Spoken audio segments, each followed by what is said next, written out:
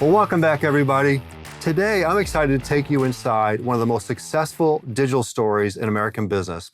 It's the story of Ally Financial, where technology has set the company up to move at the speed of customers, embrace and drive disruption, and see around the corner.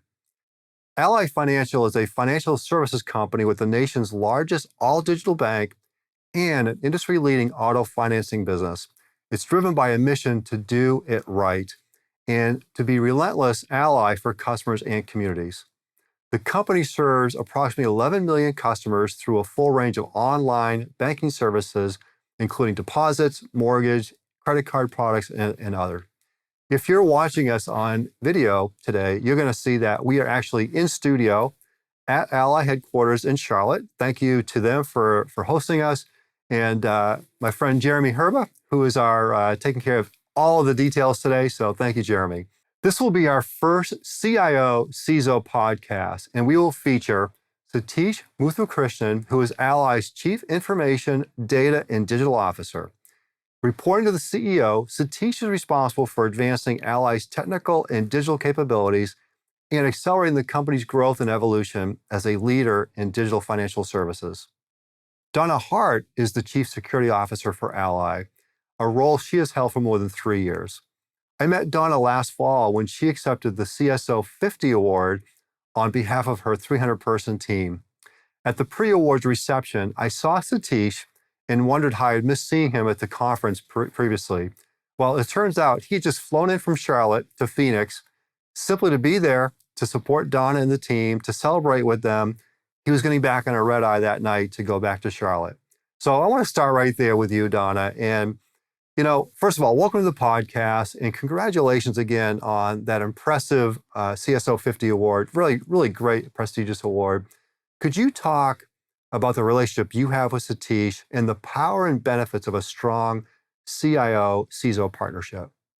So Satish hired me into this position. I come from another financial organization. And so I have many years of experience in technology and information security, but I hadn't had a ton of experience at the C-level. And so walking into this position, Satish was unbelievably confident in my ability, and he showed confidence in my ability. And that just allowed me to then have confidence in my ability to do the role. Because I did have a bit of imposter syndrome when I walked in. But Satish was just calm and rational, and he took the time with me to make sure that the things that I hadn't had experience with, that I made sure that I filled those gaps, and he was there to help those out. Just in the last year, I've noticed that Satish isn't as there as he once was in the beginning, and it gives me confidence again that I'm performing the level he needs me to be. So the relationship definitely is a coach-mentor, and I have always appreciated it because I think it's built on mutual respect and trust and directness on both our parts. So Satish, I think that says a lot right there, but I was already a big fan of yours, known your work for a long time. But that night, when I saw you at the awards, you flew in special to be there for Don and the team. So much coming at you. Why do you make time? Why is that important for you? Well, who doesn't want to see security folks party? You rarely ever get an opportunity like that.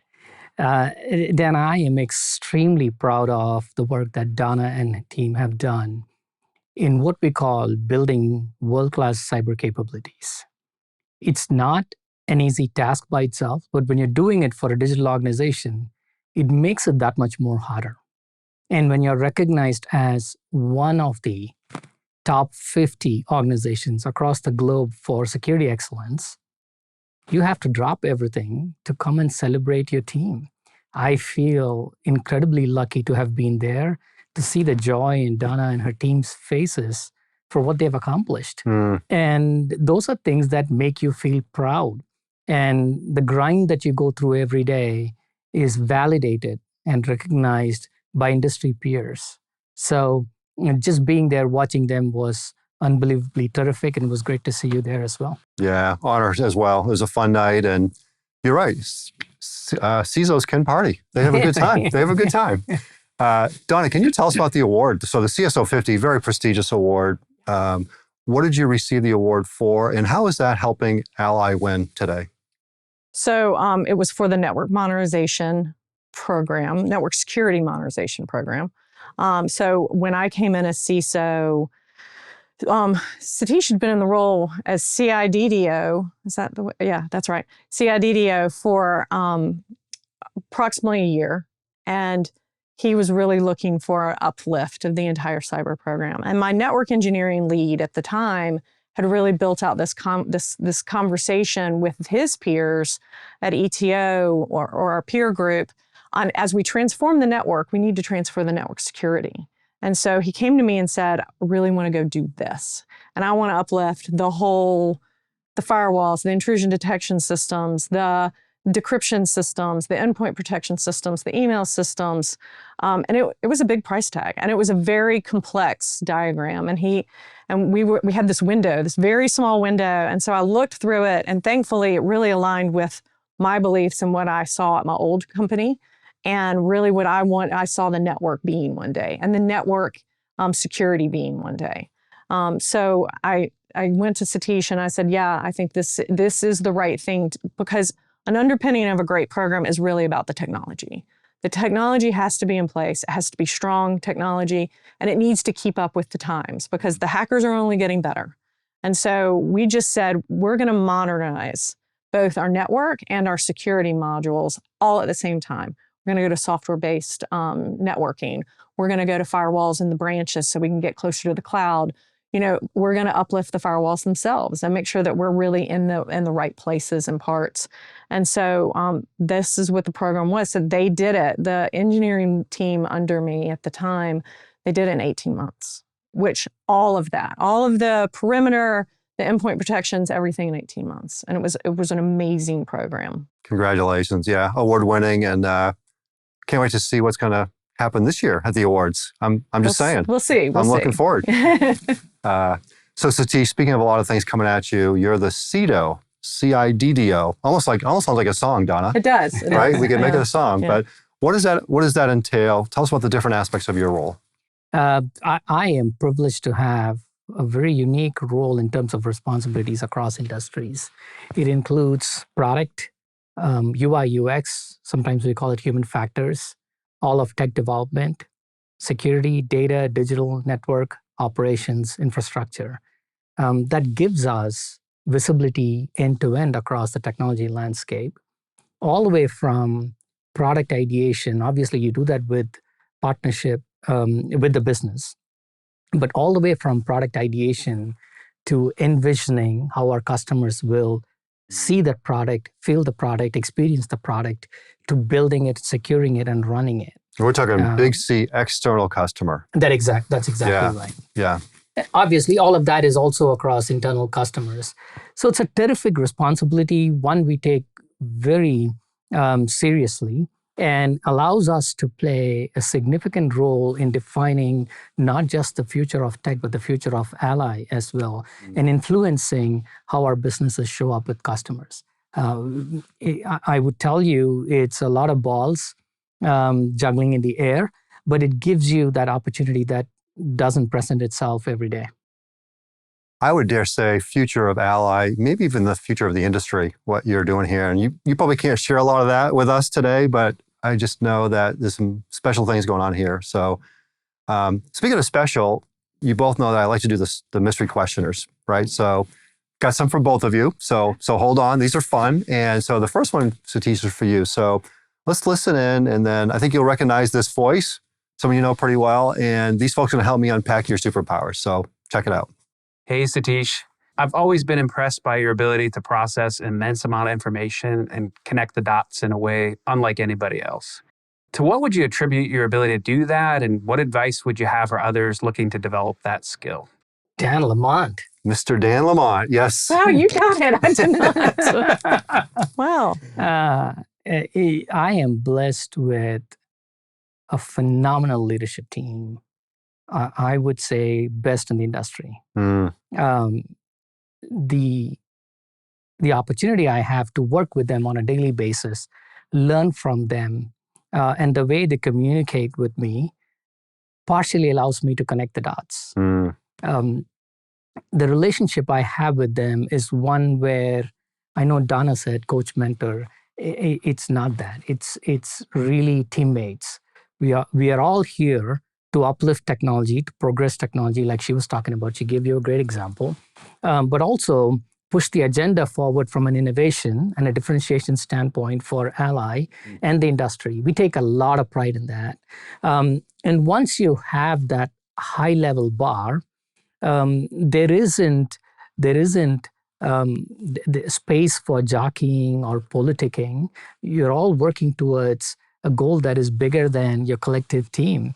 And you have to work differently. You have to work like nobody else does. You have to out-innovate and out-execute everybody else to achieve that goal. And my team knows that. Like I said, they all take a lot of pride in that. And they communicate not just the success, but the struggles and the opportunities that we have going on. Let me go back to the network modernization effort that we kicked off. I vividly remember, and that was exactly after all of the tech investment was sealed and delivered, after getting approval from the executive committee, from the board, from the CEO. And then I hear about this opportunity. And for a large tech budget like we have, it doesn't make sense to go to the well often. You get it once, right? Right. But I saw that the team is doing something bigger, something that has not been done in the past. Not only were we converting our entire network from hardware to software, but we were uplifting security in a way that is going to be modernized and going to serve us for a number of years. I had a lot of hesitation before I went into my CEO's office and said, I know we approved all of this, but I have this big ticket item that I have to get done. Guess how long it took? 90 seconds. Come on. 90 seconds. Wow. That is the trust that I'm just using our previous boss as a proxy. That's the trust that the entire executive leadership team has in technology. So he could say yes, but everybody else has to say, yeah, we want to invest in it, and we will give a portion of what we were going to invest in our own businesses. And the team delivered.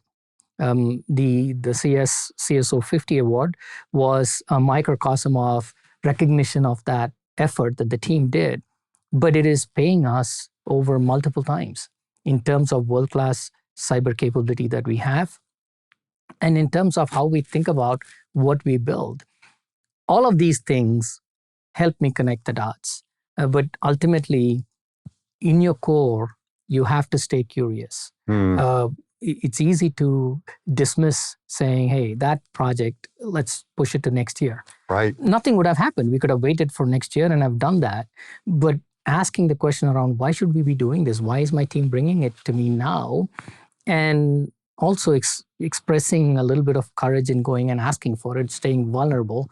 All of those qualities help you connect the dots. So good. I mean, the CEO's confidence in you and your team, obviously, Donna, his confidence in you, right? To go back to the well says a lot. Yeah. Dan Lamont had another great question for you. So I'm going to spill the beans, tell you who it is. So listen to Dan's question. All right. And another great question from Dan. So check it out. Donna, one of the things I love about your leadership styles, you call it as you see it, but with a really unique approachability. Was that always the case, or is that something that you've learned over time? I'm sure the listeners would love to know. Yes, I have always been excessively direct. If anything, I've probably softened over the years. I've probably gotten a little... I don't think so. You should have known me back when. I think but yeah, I really have a concern about when I communicate with someone, I don't want them to walk away with a misunderstanding of the conversation we had. So it's imperative for me to make sure that I'm crisp and direct so that there's no miscommunication, especially in my role, right? With information security, really, there shouldn't be any grays. And there is, but there shouldn't be. And so really, it's about being as direct as possible, but also sometimes there's a bit of a shock value when you can say to your peers, I hear you, I understand it's hard, but if we don't do this, this will happen. And really having that very direct conversation about what are the consequences of not taking an action, or the consequences of taking an action that you shouldn't. Yeah, so good. Satish, heard one of your peers, one of the P&L owners, talk about, she said exactly, technology and digital is our oxygen. And I just think of so many C-suite digital leaders are struggling to get the C-suite around the digital table. Obviously, something's different here. So take us inside the C-suite conversations here that are probably different than a lot of companies. Yeah, Di Moret said, that's our right. president of the bank said that, and I would tell you, she is the biggest cheerleader for technology, as is our other executive committee leaders. And that has nothing to do with me, Dan. It is the work that the team does day in and day out. I could have the best relationship with EC members, executive committee members, and if my team is not delivering, that relationship is going to be strained. It's going to be embarrassing to go face them. I can give all of the promises in the word, but the execution happens with the team, which is where rubber hits the road. So I owe it to my team.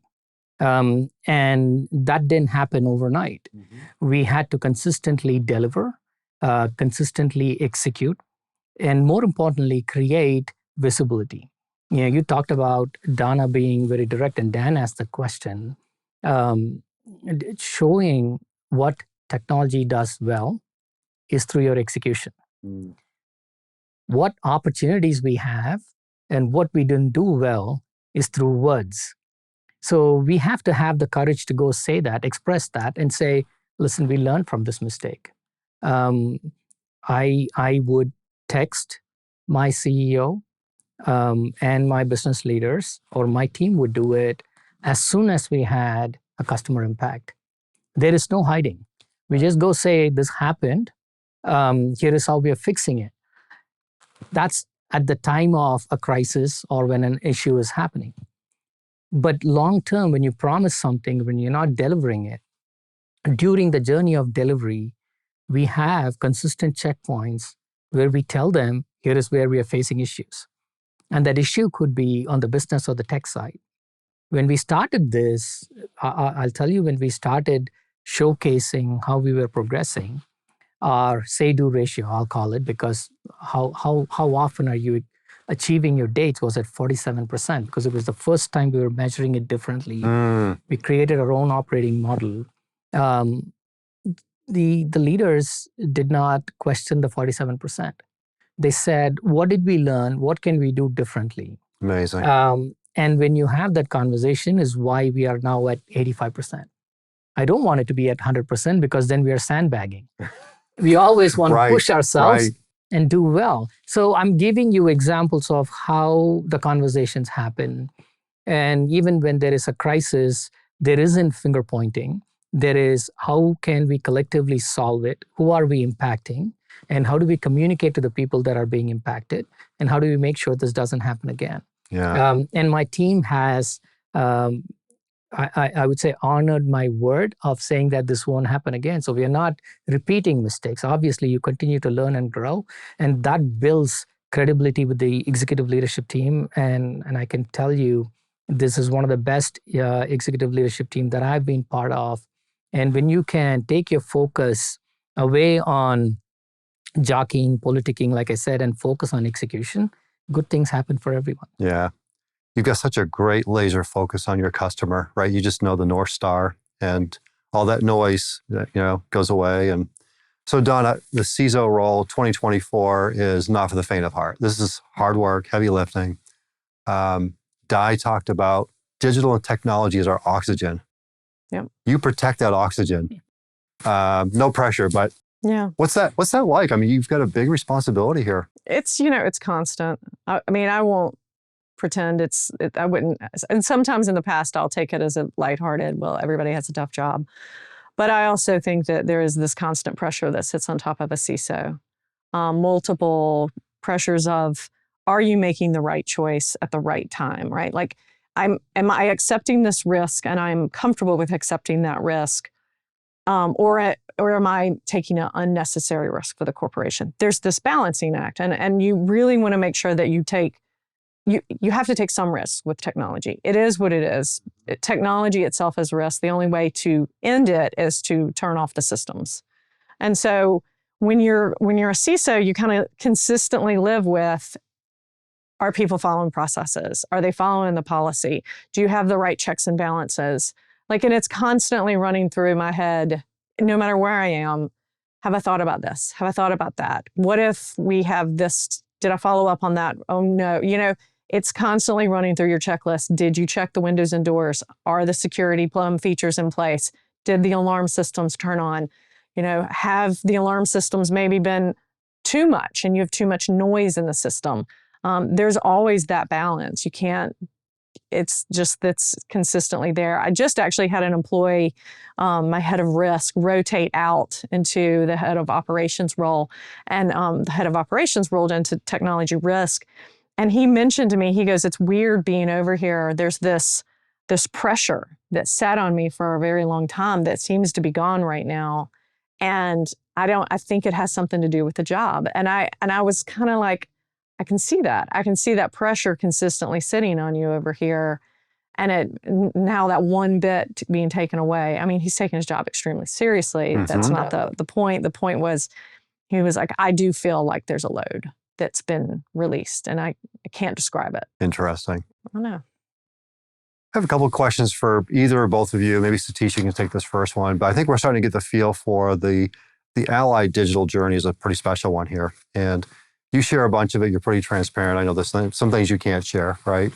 But you're pivoting from what most people are trying to get to, which is kind of a product-centric model, moving to a customer experience model. So talk about that journey. Talk about that in the context of the one Ally journey. Yeah, Dan, thank you for that.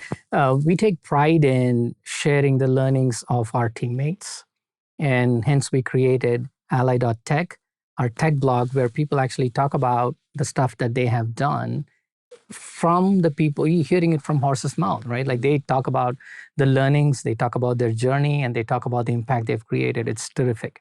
From a One Ally perspective, we have grown organically to have every offering of a digital bank or a regular bank. We have a B2B relationship with almost every dealer across the nation. And we originate about $40 billion in auto loans for consumers that come into the dealers. So we are in a very unique position where we have B2C relationship with our customers through our bank, B2B and B2B2C relationships through our auto and insurance businesses. When you have that type of platform and you're serving different customers, you can quickly get into the habit of building bespoke technology solutions that makes Donna's job even harder, because now she has to protect all of those applications that are built for uniquely specific customers, specific businesses. Right. So we said, how do we pivot away from that and build something that can serve multiple customers across businesses? So that was One Ally. One Ally was bringing all of our digital footprint into a single platform. So you build the capabilities, but serve it across multiple channels. It was also part of bringing all of the data across our company into a single data warehouse, so you can enable those experiences. And we have about 95% of our data across the enterprise in a single cloud environment. We have all of our digital footprint, including taking all of the 6 different apps that we had, consolidating into one in One Ally. We're in the final stages of migrating all of our customers to that platform. So now that you have that powerful platform, the data available for all of that platform and applications to access, and the modern network that Donna was talking about earlier being built, what next? That's why product to experience notion came up. Our customers are not expecting a product from us. You're not walking in to get an auto loan. You're not walking in or looking at a website to get a mortgage. You're looking to buy a house, and you're looking for a tool to help you realize that dream. So why not think like our customers and give them the experience that they require? And we have the technology tools to do it. I am extremely excited about where this will take technology and Ally in the future. And oh, by the way, AI showed up at the right time when we were thinking about this customization and transformation. So we are particularly excited about the promise that this technology holds, the platform that the team has built holds, and we'll continue to differentiate from our competitors. I want to come back to data and AI in a minute, Satish, because I know there's a lot to double click on. Donna, on this whole customer journey, this customer experience journey, I know a lot of great cyber organizations out there, but they tend to be more the cyber police as opposed to a business enabling function, right? How do you help your folks connect to this North Star, this customer, this journey? It's hard. It's really, really hard. I actually think this CISO's job is kind of broken into two functions. There's the defend the house. You've defense in depth, making sure you have the technology, making sure you have your SOC and your CISO. I mean, all of your red team, right? There's the defend the house. Right. And then the other half of it is make sure your technology partners have the right hygiene. And so you're constantly looking at how you can make sure that when you're deploying those new solutions, when you're deploying that innovation, that hygiene's going with it. And that if they can follow the policies and procedures and you're onboarding technologies in the right way, that you really are making sure that those security components are being built within them. And it's really, really difficult. And I don't know if we've always done it well in the past, not just we Ally, but we technology. I think that in the past, we have this tendency to build new stuff and be excited about the new things and just trying to get it to the ground. When what I'm trying to do is have them build it with security in mind, not at the forefront, not as the priority, but in mind. And so how do you make sure you build a hospital? Well, if you're building a trauma one hospital, you want to make sure that you don't have chemotherapy floor near the nursing floor. You don't want cancer patients near the infectious disease patients. You don't want to share air. So there's a lot of policies and procedures associated with that that would be different than when you're building, say, an urgent care. Similar policies and procedures and regulations, we have to have the same thought when you're thinking about technology. Like when you're building something big, like a big cloud environment or a big hybrid environment that has multiple pieces and parts, you're at that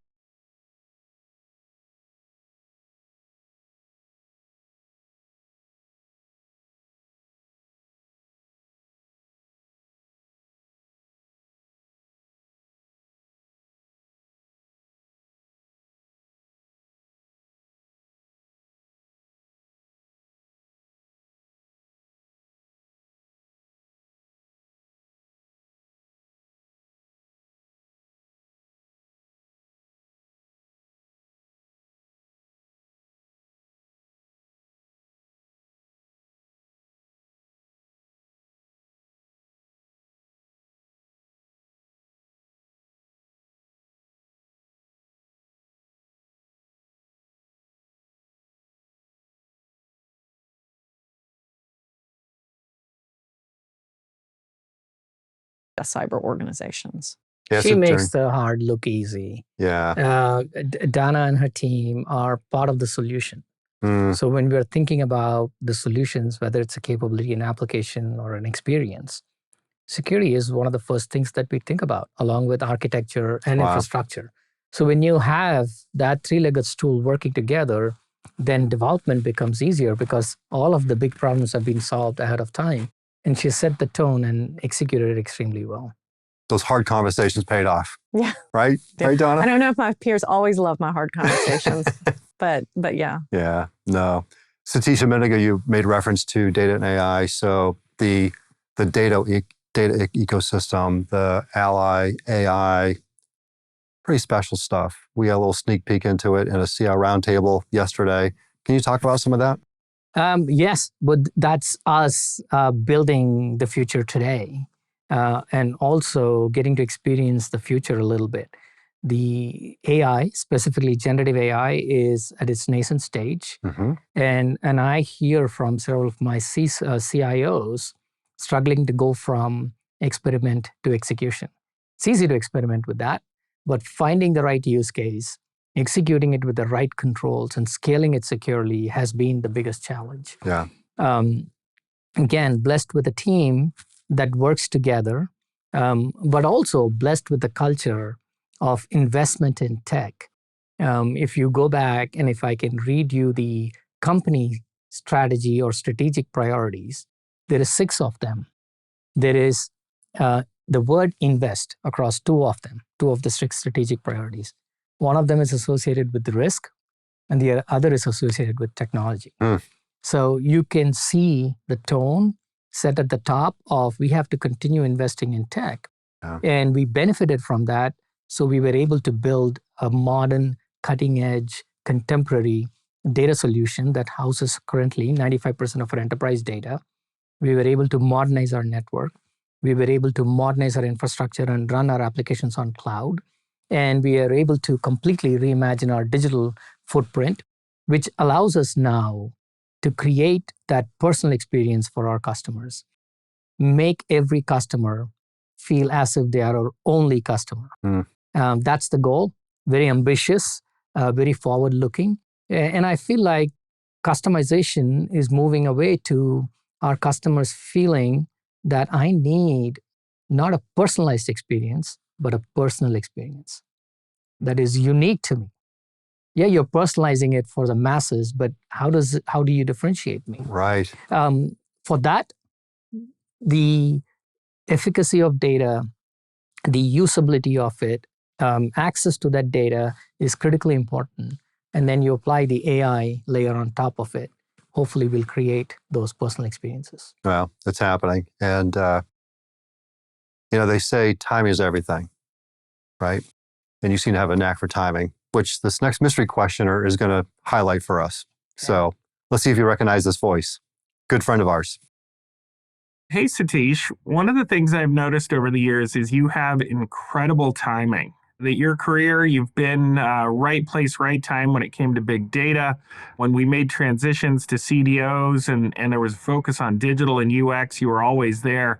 How do you know where to be at the right time? Who's that? Neil Sample. Neil Sample. Oh my God. I wish I had incredible timing. I would be where Neil is 5 minutes before he does. So I get to enjoy everything that he does. He's very kind. He's very kind. I don't know if I have a great answer to that. I focus on efforts and impact that matters to people around you and the company or the organization that you're part of. And being slightly courageous, even more foolish to put your hand up for opportunities that people may say, you know what, that's not going to happen. And Neil referred to big data. I remember both of us working at Amex, me putting my hand up to say, why don't I go build this big data lake? And the team was transferred over to me, and it was an incredible learning experience. You have to learn and you have to show so your team can outdo themselves and stay ahead of the competition. So getting your hands dirty is critical. Knowing that allows you to guide your team a little bit, or at least see if we are having a misstep and how do you correct it. That may be what leads you to being at the right time, at the right place, but a lot of luck and hard work. Yeah. Well, you and Neil, folks like you are the ones why the podcast got rebranded a couple of years ago. It used to be the CIO Whispers, but your jobs have gotten much bigger. We have CIDDOs now, CIDDOs, Donna. We want to sing it again, right? That's right. But Neil's just a great person. And now at Walgreens, he jumped back into the operational world again he's still doing his board work like you. Talk about technology leaders having a business acumen, focusing on customers, having a company-wide impact. Neil was a trendsetter. I saw it all the way from American Express to Express Scripts to now Walgreens. I'm happy for him. Yeah. A national college debate champion. That's one of his fun facts. Yeah. No surprises, right? Yeah, I wouldn't want to debate with the guy. He's too good. Now I know why you're always the debate judge. So Satish, I have another interesting question for you. Another part of your life, not your CIDDO life, but another part of your life. So listen in and see if you recognize this voice. Okay. Satish, throughout your career, you have successfully led digital transformations across different industries. One of your superpowers is how you strike partnerships in creating those outcomes, whether it's with technology suppliers, the board level, and other ecosystems surrounding the firm. It's been great to watch you do this both from afar and up close. Could you please share insights on how to cultivate and leverage these partnerships to accelerate transformations and create new value propositions in today's dynamic economy? Is that Raj? That's Raj. Yes. Ah, Raj Kalahashi, right? yeah. Raj And Kalla. how do you know Raj? Well, Raj is the Chief Information Digital Officer at BRP Group, where I'm in the board of. Right. So I have the pleasure of working with Raj, and I got to know him over the last year and a half as I've been on the board. I told you I find a lot of interesting people from your circles, right? It's scary, Dan. Raj is doing it himself. So I don't know if he needs any answers or coaching, but for the larger audience, I learned this very early on in my career. Listen to what your CEO is saying.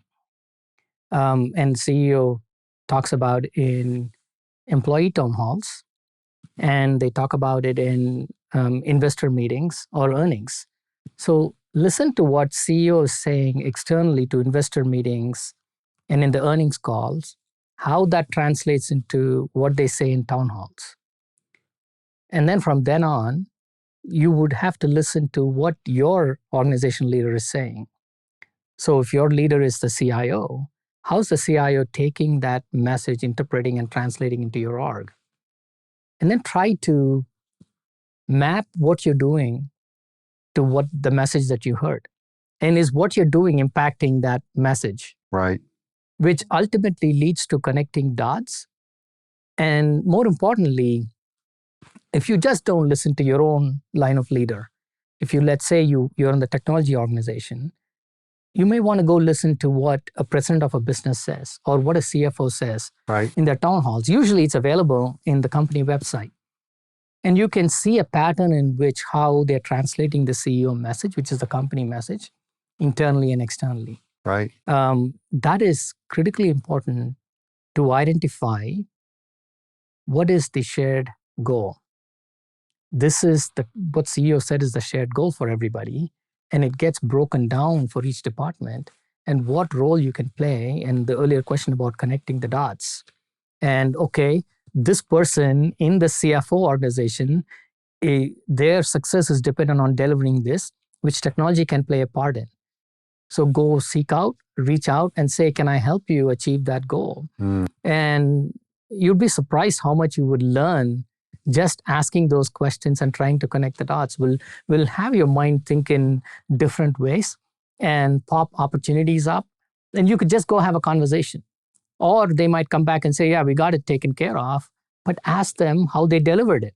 Right. So did what they deliver match how you would have delivered it? Can you learn something from it? Or in many cases, people are not going to say no to somebody coming and helping you out, achieve their success. So if you focus on other success that will collectively lead to the company's success, it's easy to create a partnership and deliver. So many rich nuggets there, I think, for especially our younger people coming up, just not even being aware of that, right? To study those things, the richness of what's there. But you also have the benefit of cascading messages. You have Lori Hurst on your team to help you with messaging. I want to give her a shout out because she's been so great in preparing for today. So appreciate her and her team. So, Satish, we heard from Dan Lamont earlier. He asked Donna a question about one of her superpowers. What would you say Donna's greatest superpower is? Oh my God, there's one. We need another podcast. Can we do we'll take time. Take your time. Let me narrow it down to one. Okay. And the word that comes to me is courage. Donna has the courage to talk about the opportunities we have. I wouldn't call it gaps because you're constantly building and growing. She has the courage to articulate the opportunities. She has the courage in crisis to say it as is. This is where we messed up. I'm sorry, you have to go through this, which when I am not, she's going through it. She will say, I'm sorry, you have to go through this. The courage to accept when a crisis is going on and be able to articulate it leads to the courage to identify opportunities. She has the courage to go execute on those opportunities to keep us moving forward. But I will tell you what makes that a superpower is her courage to accept feedback. Not only does she accept feedback, she goes and seeks it proactively from a lot of people. Right. And she's willing to incorporate it. The direct nature that she has sometimes is the direct nature she expects from others too. She's like, and it makes it easy on you as a colleague of hers to say, hey, I saw this. You could have done this differently. She won't even flinch. Like, Right. okay. Right. Yeah. And I draw a lot of inspiration from that. I don't know if I would take the message like she does. So I would attribute all of that to the courage that Donna has. That's powerful, Donna. Very kind. Thank you. It's true. Have you ever read the book Extreme Ownership? No, I don't think I have. You don't have a lot of time to read, but if you did, I think it would resonate with you. Okay. Jocko Willink wrote the book, former Navy SEAL, and just how they excel when they have extreme ownership at a leadership level. And that's just, as Satish was talking about, your superpower. Yeah. So did you recognize that superpower? I do. It can be a superpower and it can be one of the weaknesses. If you don't have the right leader, if you have the right leader like Satish going in and saying we contributed to this, or we were part of this, we messed up, and not pointing blame at peers. That is a big thing for me. Is I'm going to take the ownership of where I messed up and kind of move on. If you don't have the right leader, that can be very dangerous.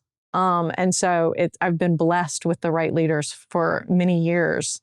I haven't had that leader in a very long time that really didn't expect you to be extreme owner. And then when you did, it didn't end well. But with Satish and many of my bosses in the past, it's been a good thing. Because I think the sooner you can say, your team messed up or I messed up, the sooner you can address it, you can fix it, and it doesn't happen again. If you shirk responsibility or you say, I didn't do that, then you're not owning to the problem itself and you can't fix it. Yeah. So to me, it's just, I'm going to own what I contributed to the situation, and then I can address it because I owned it. Yeah. Read the book. You're going to appreciate the Okay. book. Yeah. I will. You especially. I've studied this a lot because I think leadership courage is needed more than ever. The common denominator of courage is fear. No fear, no courage. Right? So I always tell people when that fear comes in, that's a good thing. That's your opportunity to say, because there's no fear. That's a really good Yeah. point. I hadn't contributed the two, but yes, I have a lot of fear walking into his office and saying, we have a situation. And his face is always like, okay, right? Like he always takes it well, but there's this fear inside. That's a really good point. That's when our you feel opportunity. the fear is your opportunity to be. Right. And courage is a choice. Now, courage is a choice. Yeah. Right. So what you do with it is up to you. But another great fifth and final mystery question. This is for both of you. So I'll have Donna, you go first. So you tell us who this is when we come back. All right. Donna, Satish, if you had the ability to go back in time and meet yourselves at the start of your time with Ally, what guidance, advice, and lessons learned would you share, especially with the velocity of changes across technology and cybersecurity in general? Oh, I don't know. I mean, it's only been 3 years at Ally. So to me, I think I was so lucky when I walked in the door to, one, not only have Satish as my boss, but my predecessor hired some great people. And so I was really lucky to have some real talent when I walked in the door. So I could kind of just go. There wasn't this moment of having to question and engage the talent. The talent was there. We just needed to go. And to Satish's point, we needed to say, we have a problem. There is a concern here, and we need to go address that concern. So if I could go back and tell myself that is trust the talent and trust the process, which, at the time, there were a lot of questions. There was a lot of fear. Yeah. A lot of fear. So who is that? That was Lawrence Belton. Lawrence Belton. Yes. My good friend, known him for a long time from ITSMF. And it's funny because we were having some file issues getting stuff here to the studio. Yeah. And who do you call? I call Lawrence You Belton. call Lawrence. I was laughing. So Lawrence and I have worked together a long time. We worked at a previous organization, and I have always highly respected him. He definitely falls in the smart talent that was hired in prior to me. Special guy. Yeah. Satish, with time kind of running out, I want to ask you, we three have a passion around giving back. We have a passion around developing people. And, we do the scholarship here, right? We donate $150,000 a year in scholarships to our Tech LX and Cyber LX leadership programs. So today you get to gift a seat in that program to one of the great nonprofits that you support. So ideally STEM related, but does somebody come to mind you'd like to gift that to? Yeah, first of all, congratulations on doing that. It's a blessing to be able to do that. We really feel fortunate to be able to do it. That is terrific. And thank you for giving us the opportunity to offer that to someone. Road to Hire comes to mind. Road to Hire is a nonprofit here. It was started by Rick Elias, the CEO of Red Ventures. Okay. Unbelievable entrepreneur. But the work that he does in serving the community is phenomenal. So Road to Hire meets students where they are, students that have that are not going to succeed even in their high school or in college, guides them through that process, gives them scholarship to complete their studies, and then works with corporations to place them. It gives true meaning to the word generational impact. These are kids, several of them in Title I schools, that may not complete high school. The work that Road to Hire has done allows them to complete high school, attend college, have a job in a corporation, creating this generational impact. Wow. And it's been terrific to see the work that they're doing. I would love for somebody to be part of your program. Fantastic. I am new to this organization, so thank you. We're going to get them on our website and really promote them. And like you say, generational impact. Donna, do you have experience with the group? We did. We took several of the resources coming out of the program, and they've been great. They are willing to learn. That's really what technology is. It's got to be willing to learn and willing to be able to say, I don't know what you're saying to me, because we have our own language over here in technology, and they are great at coming in with a good foundation, but willing to learn even more and doing the jobs they need to do. And it's been fantastic. I love it. Well, we will definitely get connected with them and make sure they get plugged in. And a lot of times these scholarships in nonprofits would not be possible, right? Be able to take advantage of these kind of programs. So it's pretty awesome. So Satish, we started off by talking about the CSO 50 award. And I want to come back because I see you every year at the CIO 100 awards, you and some of your team, perennial winners, which is pretty amazing. So congratulations. Thank you. We're going to see you there again this year. Yes. So, yes. But I want to make another comment because you never would. Okay. So I'm going to make the comment right now. You know where I'm going to go with this, Donna. But this year at that awards event, you're going to be inducted into the CIO Hall of Fame. It's amazing. It's also one of those things I think of, what took so long, right? What took so long? But pretty special. Thank you. I know you don't like to take a lot of credit, but this is a big one. Thank you. I appreciate it. And I appreciate it. We're Feel all definitely really proud of them. Honored and humbled. Thank you, Donna. You just look up the names. There have been, 190 so far that have been not many part of the Hall of Fame. Over decades. Over a couple decades. Yeah. It's terrific to see. It's great to get the recognition. Mm-hmm. It's a representation of the work that all my teams across several organizations have done. I truly feel like I'm standing the shoulder of giants. So you're getting noticed and you're getting rewarded. Yeah. But it truly is a team celebration and a team win. Well, Broadmoor Hotel, August. All Everyone right. should be there. We'll be there. Our friend Shamim Mohammed inducted from CarMax, Michael Smith from Estee Lauder, Sue Kozik from Blue Cross. So Great some names. really, Yeah. really Yeah. great people. So Awesome. I can't wait. We're going to celebrate. Thank you. Maybe not as well as the CISOs do, but we're going to have fun. We won't even get close. We're going to have fun. We won't even get close. Well, thank you both so much. This was so fun. This went by so fast. I have more that I want to ask you. So we're going to continue our conversation and talk about some additional secret sauce on CIDDO.com. Sure. So next week there'll be an article there. Jen, I'm an avid listener of your podcast. You bring in some big names. We appreciate you having us be part of the podcast, be able to tell the story, but more importantly, to be able to do it with Donna is very special. As you can say, we definitely share a very special relationship, a terrific friendship. It's what the team does that is important to me.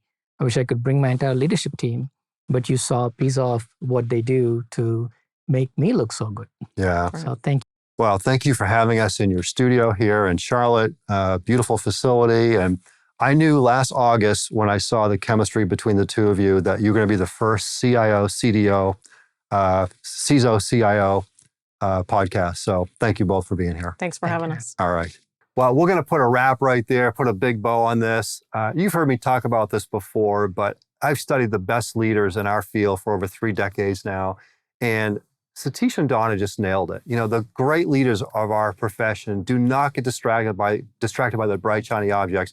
Yeah, we talked data, we talked AI, we talked about the things that are helping to differentiate the company. But at the core, you heard them being customer-first leaders.